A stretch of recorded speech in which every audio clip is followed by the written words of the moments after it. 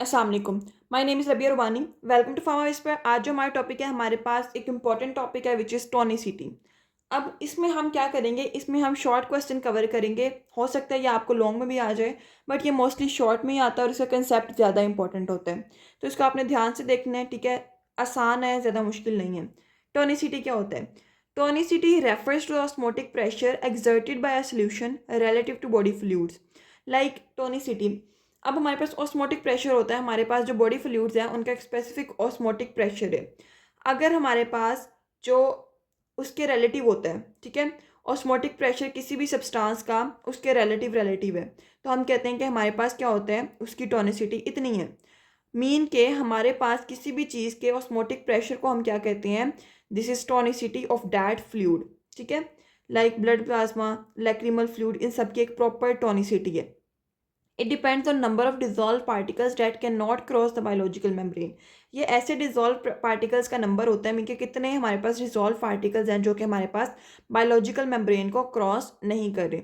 Normal body fluids, blood, plasma, tears have osmotic pressure equivalent to 0.9 NaCl solution. ये important MCQs भी है और ये हमारे पास क्या होता है, ये एमसीक्यूज में आता है। Also called the physiological saline, इसको हम क्या कहते हैं, this is called the physiological saline. इनकी हमारे पास जो नॉर्मल बॉडी फ्लूइड्स हैं उनका ऑस्मोटिक प्रेशर कितना होता है, 0.9% NaCl सोल्यूशन। अब हमारे पास टोनिसिटी तीन तरह से इसकी टाइप्स होती हैं। हमारे पास क्या होता है, आइसोटोनिक, हाइपरटोनिक एंड हाइपोटोनिक। अब आइसोटोनिक सोल्यूशन क्या होते हैं? ऐसे सोल्यूशन जिनका osmotic pressure same that of body fluids होता है, मीन के 0.9% NaCl सोल्यूशन के जो इक्वल होता है, उसको हम कहते हैं this is called the isotonic solution. इसमें क्या होता है, जब हमारे पास ये, अब मैं आपको एक सेल ड्रॉ करती हूँ यहाँ पे, ठीक है, ये एक सेल है, ठीक है। अब यहाँ पे आउटर इन्वायरमेंट, एक्सटर्नल इन्वायरमेंट है, इसकी टोनिसिटी हमारे पास ऑस्मोटिक प्रेशर 0.9% है, इसका भी 0.9% है। तो क्या होता है, हमारे पास ये मेंटेन रहते हैं, ना हमारे पास वाटर अंदर जाता है ना बाहर आता है। तो हमारे पास क्या होता है, cell neither shrink nor swell, वो अपनी नॉर्मल स्टेट में रहता है। एग्जाम्पल्स में 0.9% NaCl, 5% dextrose, Ringer solution, lactated Ringer solution. इसकी एप्लीकेशन क्या होती हैं, हम इसको जो आइसोटोनिक होता है ना, उसको हम आईवी इन्फ्यूजन्स के लिए यूज़ करते हैं ताकि हमारे पास बैलेंस मेंटेन रहे और हमारे पास जो सेल्स हैं वो डिस्टर्ब ना हो। Use in eye drops to avoid the irritation. और अच्छा, अगर हमारे पास कोई भी हमने ड्रग या हमने ऑइंटमेंट बनाई है, उसकी जो पीएच है, उसकी जो हमारे पास टोनिसिटी है, उसका ऑस्मोटिक प्रेशर है, वो हमारे पास जो बॉडी के सेम ऑस्मोटिक प्रेशर के साथ मिलता जुलता नहीं है, उसके रिलेटिव नहीं है, देन वो क्या करता है, हमारी बॉडी में इरिटेशन कॉज करते हैं। इसलिए जो भी ड्रग बनाई जाती है, जो भी हमारे पास ऑइंटमेंट्स बनाई जाती हैं, वो उसके रिलेटिव बनाई जाती हैं। As diluents for the parental drugs to avoid the hemolysis और क्रीनेशन, ठीक है, helpful in wound cleansing and irrigating the solutions. इन सब के चीज़ों के लिए हमारे पास क्या होता है, हम आइसोटोनिक सोल्यूशन यूज़ करते हैं, क्योंकि इससे क्या होता है, हमारी बॉडी में ऑल्टरेशन नहीं होती, मीन के कोई भी चेंज नहीं होता। तो हम कहते हैं कि हमारे पास कोई चेंज नहीं होता। अब हाइपोटोनिक सोल्यूशन, हाइपोटोनिक सोल्यूशन क्या होता है, हमारे पास ऐसा सोल्यूशन जो कि क्या होता है, जिसका osmotic pressure less than body fluids होता है। जब किसी चीज़ का osmotic pressure less than body fluid है, मीन के ये सेल ले लेते हैं, ठीक है, तो क्या करेगा, इसका ऑस्मोटिक प्रेशर ज़्यादा है, ऑस्मोटिक प्रेशर ज़्यादा है, इसका कम है, तो हमारे पास मूवमेंट होगी, ठीक है, वाटर की मूवमेंट होगी from high osmotic pressure to the low osmotic pressure, जिससे क्या होगा, अंदर वाला सेल जो हो जाएगा वो स्वेल कर जाएगा, स्वेल करेगा और अल्टीमेटली क्या हो जाएगा, हमारे पास बर्स्ट कर जाता है, ठीक है, फट जाता है, क्योंकि उसके अंदर बहुत ज़्यादा वाटर कॉन्टैक्ट आ जाता है। इसीलिए हम प्रॉपर मेंटेनेंस करते हैं ड्रग्स की with the body fluids.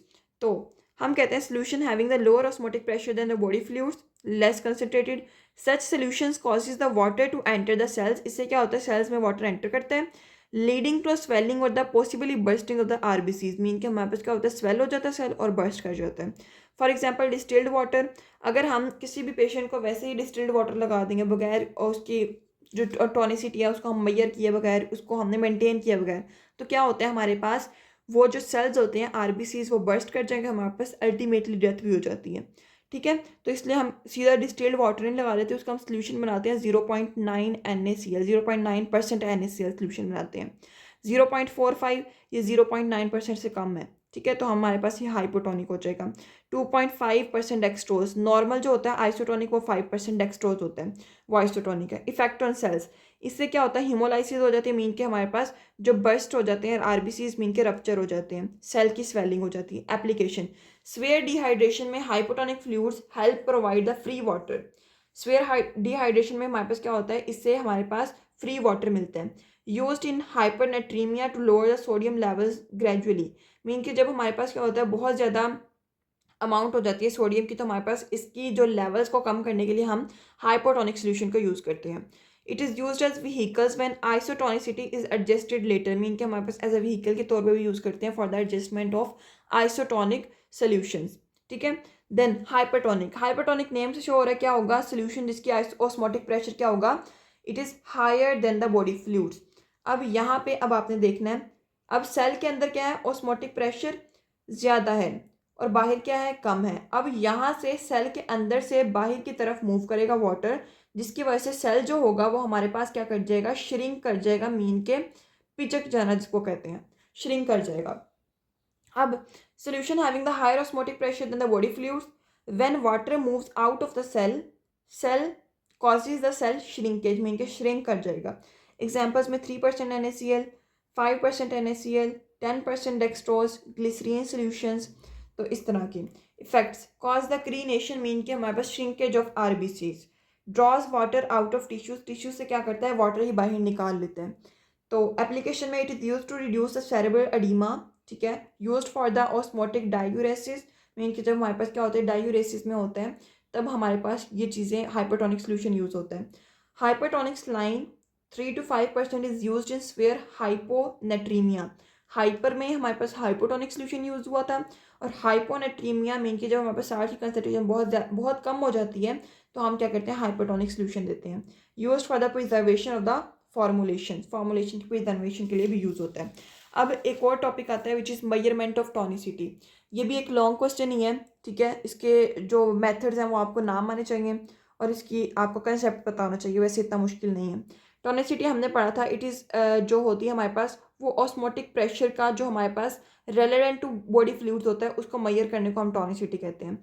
Isotonic की इक्वल होती है according to depth of the हमारे पास बॉडी फ्लूइड्स, हाइपो की कम होती है, हाइपर की ज़्यादा होती है। It is measured by biological, chemical and physical methods. Method कौन कौन से हैं, 4 मेथड डिस्कस करेंगे। सबसे पहले होता है हमारे पास हीमोलाइटिक मेथड। हीमोलाइटिक क्या होता है, it is RBCs method, name से शो हो रहा है हीमोलाइटिक, मीन के हीमोग्लोबिन का जो मेथड होता है, RBCs method. Principle, tonicity of solution is determined by observing its effect on RBCs. जैसे हमने टाइप्स पढ़ी हैं कि हमारे पास सेल नॉर्मल रहेगा, श्रिंक हो जाएगा, बस्ट कर जाएगा। Add a drop of RBCs suspension to a test solution, एक टेस्ट सोल्यूशन ले लिया, उसमें हमने क्या किया, आरबीसीज के सेल को डाल दिया। अगर हमारे पास उसके हमने चेंज को ऑब्जर्व किया, आइसोटोनिक सोल्यूशन होगा तो हमारे पास क्या होगा, सेल सेम वैसा रहेगा, उसकी हमारे पास जो शेप होगी वो हमारे पास क्या होगी, चेंज नहीं होगी।